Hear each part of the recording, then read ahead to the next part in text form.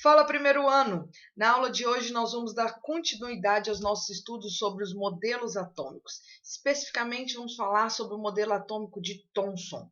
Na aula passada nós vimos que Dalton foi o primeiro cientista a propor um modelo para o átomo.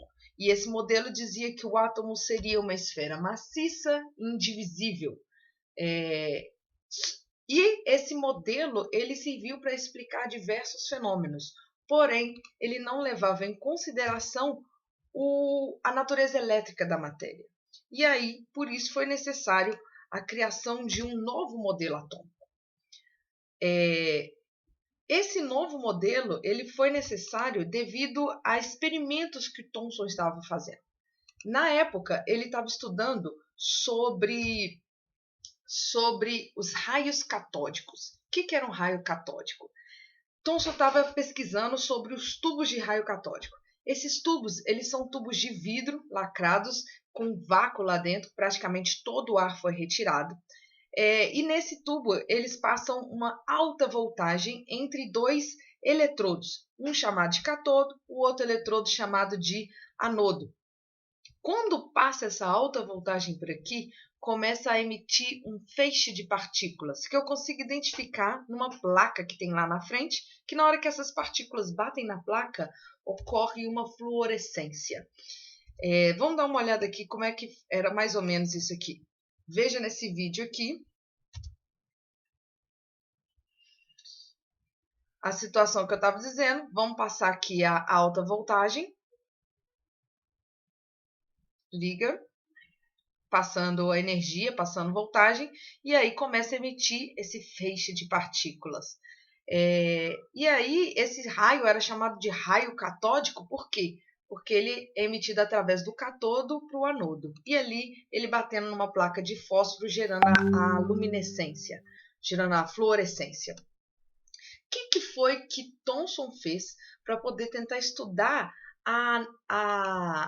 ele estava tentando estudar a natureza desse feixe, do que esse feixe é formado.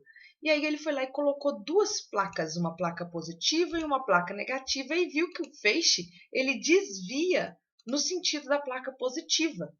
Ou seja, naquela época já se sabia que os opostos se atraem, portanto, se ele estava sendo atraído pela placa positiva, aquele feixe ele necessariamente tinha que ser negativo.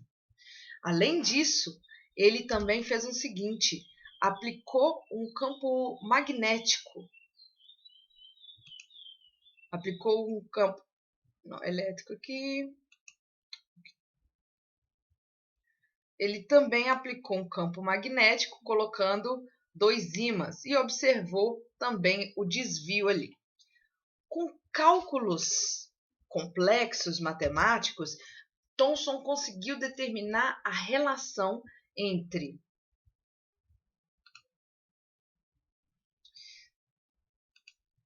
Thomson conseguiu determinar a razão entre a massa e a carga dessas partículas.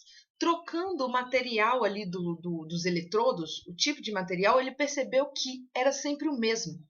Então, se eu tenho sempre a mesma relação massa-carga, isso significa que aquilo ali era uma nova partícula e que essa partícula tinha uma massa infinitamente menor do que a massa de qualquer partícula conhecida então. Então ele chamou essas partículas de elétrons. Então foi necessário a gente adicionar esse elétron no modelo atômico de Dalton, que não fazia menção nenhuma a essas cargas negativas. Vamos lá. Como que ficou então o modelo atômico de Thomson? O modelo atômico de Thomson, então, ele foi conhecido como o pudim de passas. Por que pudim de passas? Porque ele seria uma esfera ainda, maciça, positiva, só que eu teria incrustado nessa esfera maciça e positiva, eu tenho aqui incrustado os elétrons, que são negativos. Estariam ali grudados em toda a esfera. E aí, com isso, a gente consegue explicar fenômenos que não dava para explicar com o modelo de Thomson. Por exemplo, o fenômeno da eletrização por atrito. Vamos dar uma olhada aqui nessa simulação.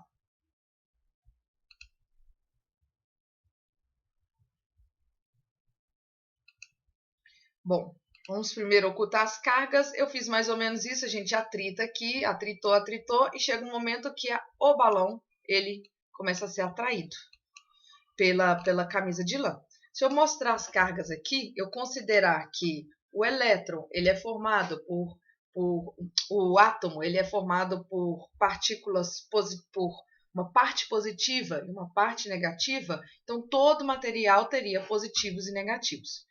Só que o elétron está ali incrustado, ou seja, ele pode ser transferido de um ponto para o outro.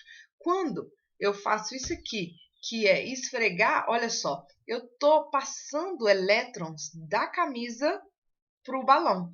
Agora a camisa ficou carregada positivamente e o balão ficou carregado negativamente. Significa que se eu aproximar, eles agora vão se aproximar, vão se atrair, porque cargas opostas se atraem. Se eu pego isso e coloco aqui nessa parede aqui, olha só, como o balão está carregado negativamente, o que acontece com os elétrons lá na parede? Ó, eles vão se afastando, ó, porque os opostos se atraem e os iguais se repelem. E aí é por isso que o balão também vai ficar aqui grudadinho aqui, se eu colocar ele ali. Bom, então, esse é o modelo atômico de Thomson. Aqui eu tenho uma série chamada de série triboelétrica, que é uma tabela que indica qual corpo vai ficar positivo ou qual corpo vai ficar negativo quando a gente atrai, porque é uma tendência de cada material tem para poder perder ou ganhar elétron. Também é possível explicar com o modelo atômico de Thomson as correntes elétricas. Porque o que é a corrente elétrica? Nada mais é do que elétrons livres, que são estimulados a se mover de uma forma orientada por um condutor, que é um fio. Então aqui os elétrons eles estão se movimentando, mas de uma forma aleatória. Se eu forço, coloco ali uma diferença de potencial, eu forço esses elétrons a se movimentar de uma forma ordenada. E isso é uma corrente elétrica. Então, a corrente elétrica também representa aí a movimentação dos elétrons ali. Se eu tenho um ciclo fechado, ali eu tenho o que nós chamamos de circuito elétrico, né? E é o que liga os aparelhos elétricos. Podemos ver, então, que foi possível explicar vários outros fenômenos com essa adição dos elétrons no modelo atômico de Thomson. Porém, esse modelo ainda apresentou alguns problemas e ele sofreu evoluções. As próximas evoluções a gente vai ver na próxima aula. Então, se inscreve no canal, curta esse vídeo para você não perder a nossa próxima aula com o modelo atômico de Rutherford.